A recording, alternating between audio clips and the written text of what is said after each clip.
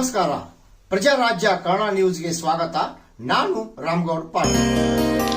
ಅಸ್ಸಾಂ ರಾಜ್ಯದಿಂದಲೇ ಹುಕ್ಕೇರಿ ಸಂಪೂರ್ಣ ನೀರಾವರಿಗಾಗಿ ರೈತ ಸಂಘಟನೆಗೆ ಬೆಂಬಲಿಸಿರುವ ಅನೇಕ ಪರಂಪರೆಯ ಜಗದ್ಗುರುಗಳು ಮತ್ತು ಸ್ವಾಮೀಜಿಗಳು ಹುಕ್ಕೇರಿಯಲ್ಲಿ ಹೋರಾಟ ಮಾಡುತ್ತಿರುವ ವಿಚಾರ ತಿಳಿದು ಒಂದೆಡೆ ಖುಷಿಯಾಗಿದ್ದರೆ, ಏಕೆಂದರೆ ಹುಕ್ಕೇರಿ ಸಂಪೂರ್ಣ ನೀರಾವರಿಗಾಗಿ ಕರ್ನಾಟಕ ರಾಜ್ಯ ರೈತ ಸಂಘ ಹಾಗೂ ಹಸಿರು ಸೇನೆಯಿಂದ ಹೋರಾಟದ 2ನೇ ದಿನ ಹುಕ್ಕೇರಿ ತಾಲೂಕಿನಲ್ಲಿ ಹಿಡಕಲ್ ಜಲಾಶಯ ಇದ್ದರೂ ಬೇರೆ ಬೇರೆ ಜಿಲ್ಲೆಗಳಿಗೆ ಹಿಡಕಲ್ ಜಲಾಶಯದಿಂದ ನೀರು ಹೋಗುತ್ತಿದೆ.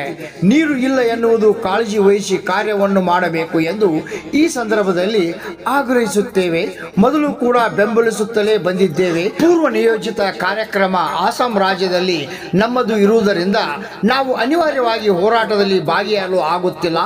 ದೇಹ ಮಾತ್ರ ಇಲ್ಲಿದೆ. ಮನಸ್ಸು ಪೂರ್ಣ ರೈತ ಸಂಘದ ಹೋರಾಟದ ಕಾರ್ಯದಲ್ಲಿಯೇ ನಮ್ಮ ಮನಸ್ಸು ಇದೆ ಎಂದು ಇದೇ ವೇಳೆ ಚಂದ್ರಶೇಖರ ಶಿವಾಚಾರ್ಯ ಮಹಾಸ್ವಾಮಿಗಳು ಹೇಳಿದರು. ರಾಮಗೌಡ ಪಾಟೀಲ್, ಪ್ರಜಾರಾಜ್ಯ ಕನ್ನಡ ನ್ಯೂಸ್, ಹುಕ್ಕೇರಿ.